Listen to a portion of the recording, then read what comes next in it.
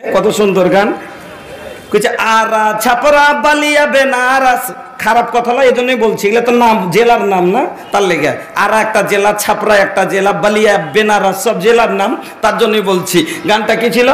আরা ছাপরা বালিয়া বেনারস দিল নাহি লাগে सिवान में, सानिया मिर्जा चल गईली जहिया से पाकिस्तान में।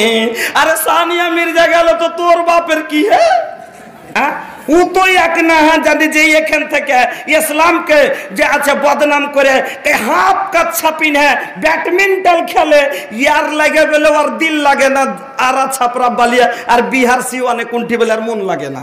হাই হাই হাই, রাসূলের জামানায়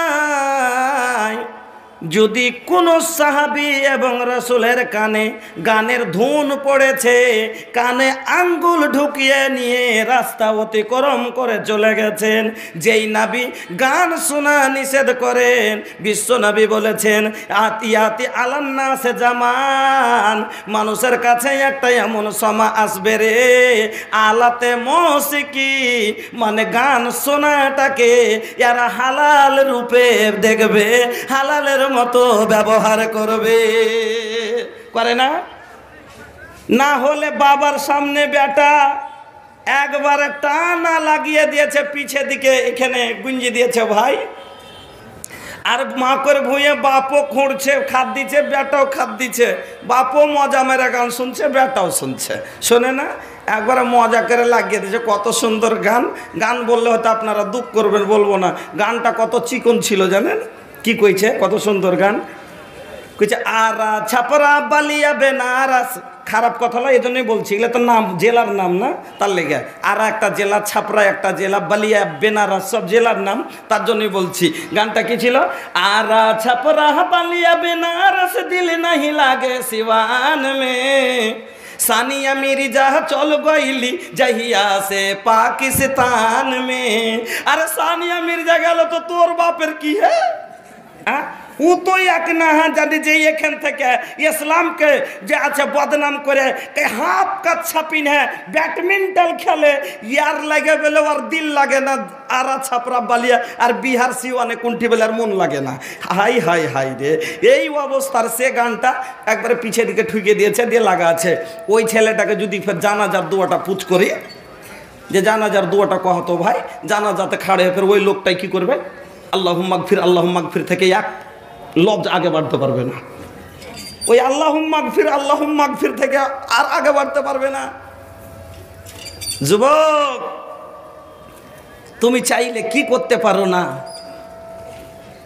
যে রাসূল গান শোনাকে নিষেধ করেন, আর সেই রাসূলের উম্মত আজ নিজে 20 টাকা দিয়ে গান শোনার জন্য টাকা দিয়ে গান লোড করে নিয়ে আসে, আর বলে আমি মুহাম্মাদের উম্মত, আর বলে আই এম মুসলিম, আর তোমার মুসলিম।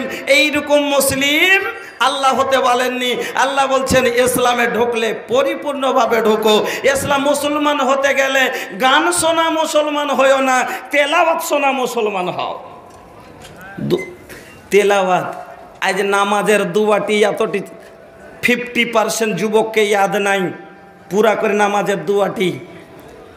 আমি ভাই আপনাকে বুদ্ধি দিচ্ছি, গানের জায়গাতে যদি জীবনে একটা কাজ করতে পারত, কোনো আলিমের কাছে চলে যান। অনেক যুবককে যখন দেখতে যাই, কইছে আত্মাহিয়াতটা কহতো, তখন কইছে আত্তাহিয়াতুলিল্লাহে, রাগ করিয়েন না, আর এইটা একটু ইয়ার জন্য বলছি, কোনো মনে দুঃখ করিয়েন না। কইছে আত্তাহিয়াতুলিল্লাহে আসসালাওয়াতো ইয়াতো ওয়াতো, আর কহবো কত মেলাই খেয়ে গেল, এতখানি মেলাই হয়ে গেল। আত্তাহিয়াতটা তোমার চরস লাই, আত্তাহিয়াতটা বলতে পারো না, আর তুমি বলো আমি মুসলমান, আর তা তোমাকে ফেরতে গান শুনতে তোমার লেগে আজ পর্যন্ত তোমার এইটুকু হলো না যে কে জান যাক কোনো আলিমের কাছে যাইয়া নামাজের দুয়াটি শুরু থেকে নিয়ে মসজিদ থেকে বের হওয়া পর্যন্ত রেকর্ডিং করে নিব। হবে না ভাই? দোয়া ইয়াদ হবে না? হবে না? আমি তারিখে শিখিয়ে দিচ্ছি। নামাজের সমস্ত দুয়াটিকে আপনি কি করেন, কোনো আলিমের কাছে রেকর্ডিং করে নেন, আর রেকর্ডিং করে যখন কাজে যাচ্ছ, এই যে কানে ইয়ারফোন লাগিয়ে রাখছো, এই কানের ইয়ারফোনটাকে নিয়ে তুমি কি করো, কানে লাগিয়ে লাও, আর এই দুয়াটিকে চালু করে দাও। দিন ম্যান ঘুরিয়ে ঘুরিয়ে বাজবে, শুনতে থাকবে। 8 দিনও হবে না, তোমার সব নামাজের দোয়া মুখস্থ হয়ে যাবে। হবে না? বলে মৌলভী সাহেব শরম লাগছে কারোর কাছে পুছ করতে, এই দোয়াটা কি জি?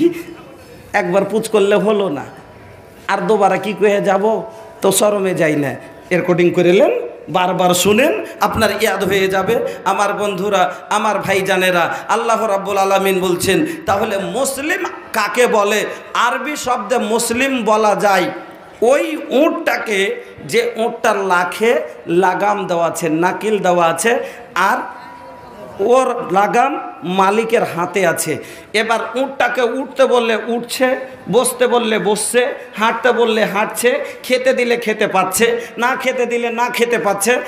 ওই রকমই ওই নিজের মনের মতো একটাও কাজ করতে পারে না। তাহলে একে ওই আপনার আমার লাগাম, আপনার আমার রশি আল্লাহর হাতে রয়েছে। আল্লাহর হুকুম মতো আপনাকে উঠতে হবে, বসতে হবে, আল্লাহ যেভাবে চলে বলেছেন সেইভাবে আপনাকে চলতে হবে। আল্লাহ যেটা থেকে মানা করছেন সেটা থেকে রুখতে হবে, যেটা আল্লাহ করতে বলছেন সেটা আপনাকে করতে হবে। যখন আপনি আমি আল্লাহর হুকুম মতো চলবো, উঠবো, বসবো, খাবো, শুধবো, প্রত্যেকটা কাজ যখন আমার মালিকের মোতাবেক, মনের মোতাবেক হবে, যেমন ওই উটটা নিজের মালিকের হুকুম ছাড়া কিচ্ছু করতে পারে না, ওই রকমই আপনি আমি যতক্ষণ নিজের মালিকের মোতাবেক, আপনার আমার, যেমন একটা উটটাকে মালিকটা কিনেছে বলে ওর মালিকও, আপনাকে আমাকে সৃষ্টি করেছেন আল্লাহ। তো আমাদের মালিক আল্লাহ, আমাদের মতের মালিক আল্লাহ, আমাদের হায়াতের মালিক আল্লাহ, আমাদের হাতের শক্তির মালিক আল্লাহ, আমাদের পায়ের শক্তির মালিক আল্লাহ, যখন আমাদের চোখের জ্যোতির মালিক আল্লাহ, আমার কর্ণের সোনার মালিক আল্লাহ, আমার বিবেক বুদ্ধির মালিক আল্লাহ। সব কিছু আল্লাহর ছাড়া আপনি আমি কিচ্ছু করতে পারি না। আমার আল্লাহ যদি চান এক্ষুনি হাতের শক্তি কেড়ে হাতটাকে শেষ করে দিতে পারেন।